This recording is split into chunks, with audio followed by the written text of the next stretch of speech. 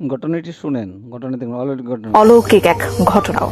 Libya থেকে হজের উদ্দেশ্যে রওনা হওয়া গাদ্দাফি নামের এক জাতির সাথেই ঘটে রহস্যময় ঘটনাটি। বিস্তারিত জানাচ্ছেন ইশতিয়াক হোসেন।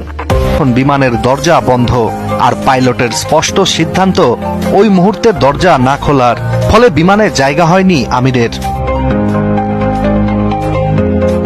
কিন্তু হজ পালনের নিয়ত ও আল্লাহর উপর আস্থা রেখে আমির নিজের স্থিরতা হারাননি। তিনি জানিয়েছিলেন এই বিমানবন্দর ছেড়ে তিনি যাবেন না যতক্ষণ না হজে যাওয়ার ফ্লাইটে তিনি উঠছেন। এরপরই শুরু হয় বিস্ময়কর ঘটনা।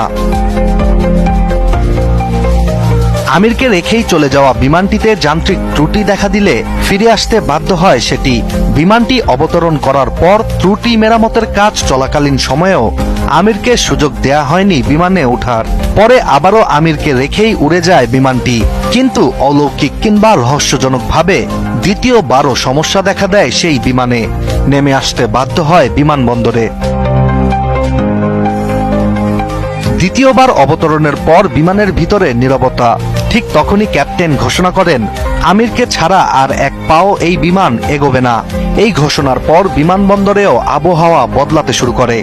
এবার গাদ্দাফি নামটি আর ঝামেলা নয়, মুহূর্তেই হয়ে ওঠে বিশ্বাসের প্রতীক। এরপর জরুরি ভিত্তিতে আমিরকে তৃতীয়বারের ফ্লাইটে ওঠার অনুমতি দেয়া হয়। এবার কোনো যান্ত্রিক ত্রুটি ছাড়াই আমিরকে নিয়ে সৌদি আরবের উদ্দেশ্যে উঠতে শুরু করে বিমানটি।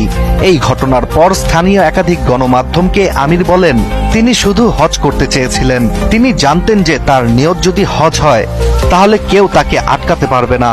সবকিছুই আল্লাহর ইচ্ছায় হয়।